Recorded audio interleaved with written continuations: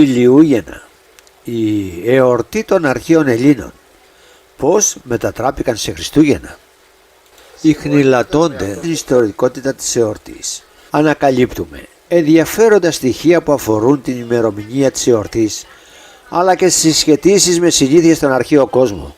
Αναζητώντας την ακριβή ημερομηνία γενέσεως του Ιησού, ανακαλύπτουμε ότι αφενός στην Καινή Διαθήκη δεν γίνεται αναφορά για την εορτή των Χριστουγέννων και αφετέρου ότι κανείς από τους Αποστόλους δεν τήρησε την 25η Δεκεμβρίου ως γενέφλια ημέρα του.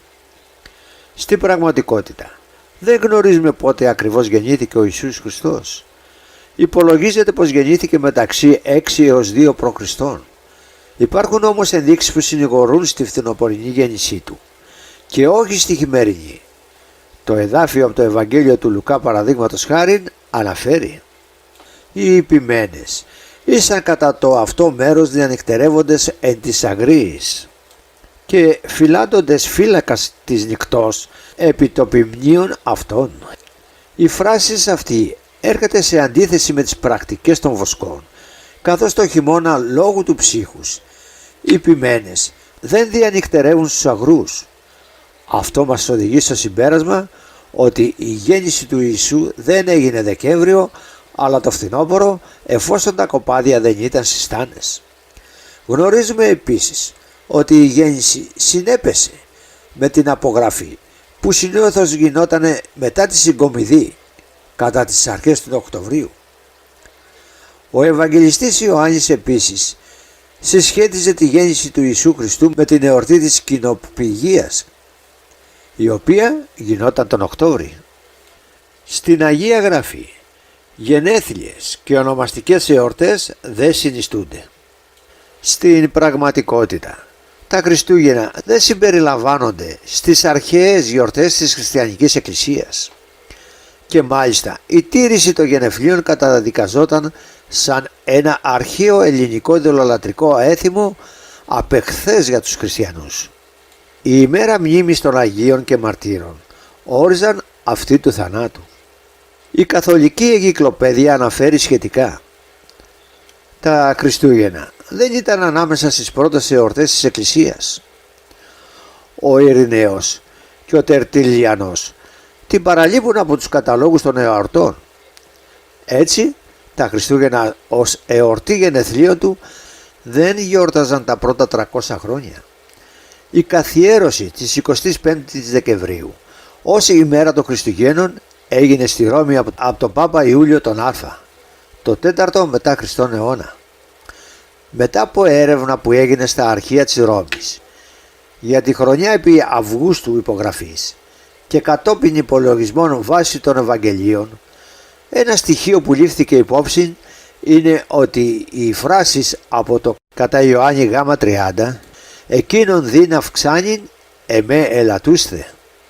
Στην πραγματικότητα όμως αυτό συνέβη, διότι η συγκεκριμένη ημερομηνία συνέπεφτε με τις αρχαίες εορτές του χειμερινού ηλιοστασίου και την επιστροφή του ήλιου. Έκτοτε ο Χριστός όφιλε να είναι ο ήλιος, ο δίδων το φως στον κόσμο. Πριν εόρταζαν στις 6 Ιανουαρίου μαζί με τη βάφτιση του Ιησού Θεοφάνεια. Αργότερα το έθιμο πιθανολογείται ότι μεταφέρθηκε στην Ανατολή από τον Γρηγόριο τον Αζιανζινό το 378 έως το 381 περίπου μετά Χριστόν. Ο Ιωάννης ο Χρυσόστομος 345 με 407 μετά Χριστόν σε ομιλία του για τη γέννηση του Χριστού αναφέρει ότι είχε αρχίσει στην Αντιοχία να γιορτάζονται τα Χριστούγεννα στις 25 Δεκεμβρίου. Το σίγουρο είναι ότι την εποχή του Ιουστινιανού, τον 6ο αιώνα, ο εορτασμός των Χριστουγέννων στις 25 Δεκεμβρίου είχε εξαπλωθεί σχεδόν σε όλη την Ανατολή. Τι εόρταζαν οι αρχαίοι Έλληνες στην περίοδο των Χριστουγέννων? Οι αρχαίοι Έλληνες κατά τη χειμερινή τροπή του ήλιου γιόρταζαν τη γέννηση του Διονύσου. Ο Διόνυσος αποκαλούταν Σωτήρ και θείο βρέφος, το οποίο εγεννήθηκε από την Παρθένο Σέμελη. Ήταν ο καλός ποιμήν, του οποίου οι ιερείς κρατούν την ποιμενική ράβδο, όπως συνέβαινε και με την Όσιρη. Το χειμώνα θρηνούσαν το σκοτωμό του Διονύσου από τους Τιτάνες, αλλά τις 30 Δεκεμβρίου εόρταζαν την αναγέννησή του. Οι γυναίκες ιέριες ανέβαιναν στην κορφή του ιερού βουνού κρατώντας ένα νεογέννητο βρέφος, φώναζαν «Ο Διόνυσος ξαναγεννήθηκε, ο Διόνυσος ζει», ενώ σε επιγραφή αφιερωμένη στο Διόνυσο αναγράφεται «Εγώ είμαι που σε προστατεύω και σε οδηγώ, εγώ είμαι το Α και το Ω». Αυτή η αρχαία ελληνική γιορτή είχε επίσης ταυτιστεί και με την εορτή του ήλιου, τον οποίον οι αρχαίοι λαοί είχαν θεοποιήσει. Συγκεκριμένα στους Έλληνες είχε ταυτιστεί με το φωτοφόρο Απόλλωνα του ήλιου, ο οποίος απεικονιζόταν επάνω στο υπτάμενο άρμα του να μοιράζει το φως του ήλιου.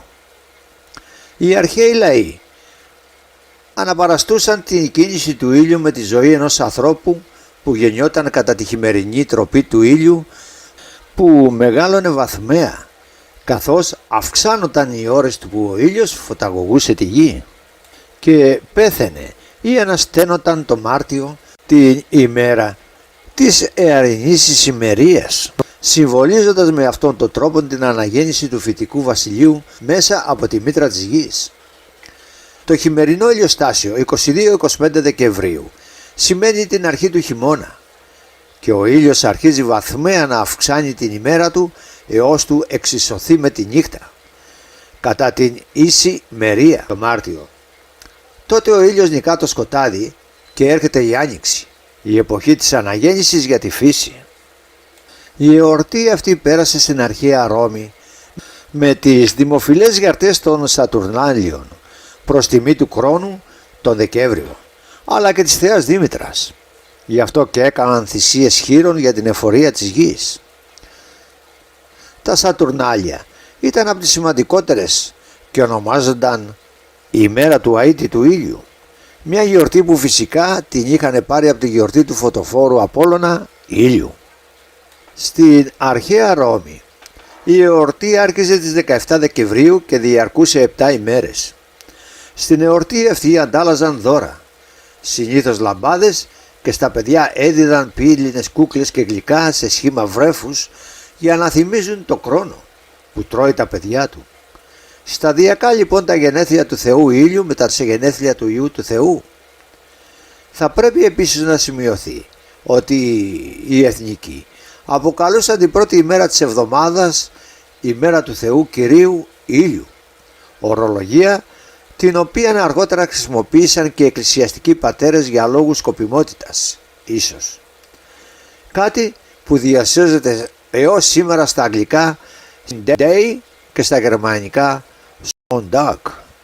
Ο Ιουστίνος ο Μάρτης 114-165 μετά Χριστόν γράφει στη δεύτερη απολογία του για τον Ιησού: σταυρώθηκε πριν το Σάββατο που ήταν η μέρα του χρόνου και την επόμενη ημέρα που ήταν η ημέρα του Θεού Ήλιου και η οποία μετανομάστηκε σε Κυριακή, αναστήθηκε και εμφανίστηκε στις μαθητές του.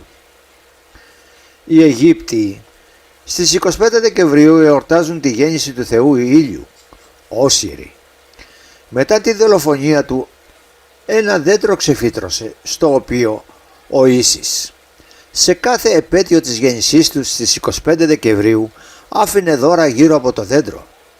Οι Βαβυλώνιοι και οι Φίνικες ονόμαζαν το Θεό Ήλιο Βαάλ.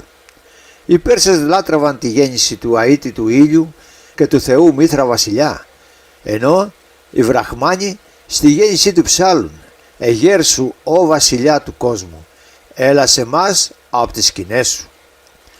Εκτός όμως τις ημέρες της γέννησης και πολλές από τις παραδόσεις που συνδέονται με τα Χριστούγεννα, ανταλλαγή δώρων, στολισμοί, κάλαντα χριστουγεννιάτικα δέντρα κλπ.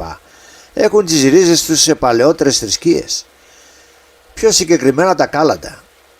Πίσω από τα κάλαντα κρύβεται ένα αρχαίο ελληνικό έθιμο με το όνομα Ιρεσιόνι, που αναφέρεται ήδη από τον Όμηρο, ο οποίος ευρισκόμενος στη Σάμο σκάρωσε διάφορα τραγούδια τα οποία μαζί με μια ομάδα παιδιών τα τραγουδούσαν στα σπίτια των πλουσίων ευχόμενοι πλούτο.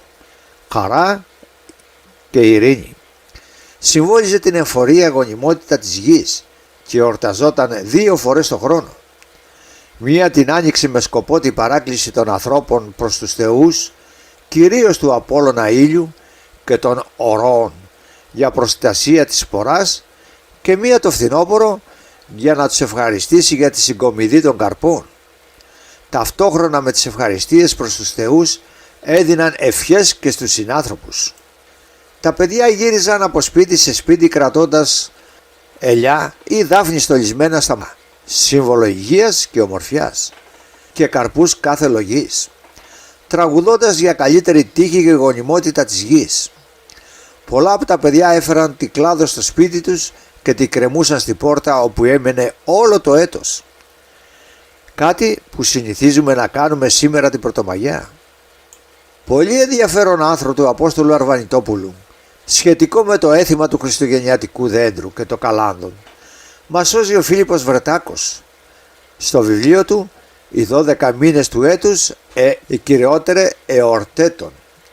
Σε αυτό το βιβλίο ο Φίλιππος Βρετάκος μας λέει: «Το χριστουγεννιάτικο δέντρο συμβολίζει την αιωνιότητα της ζωής, διότι δεν γυράσκει και δεν χάνει επομένως την νεότητά του. Το δέντρο όμως των Χριστουγέννων δεν το ευρίσκω εγώ τουλάχιστον ως ξενική συνήθεια, ως νομίζεται γενικώς, αλλά εν μέρη ως αρχαίαν ελληνική. Είναι δηλαδή υπολείμματα του περίφημου Ιρεσιόνη και της οικετηρίας των αρχαίων, και μάλιστα των αρχαίων Αθηναίων.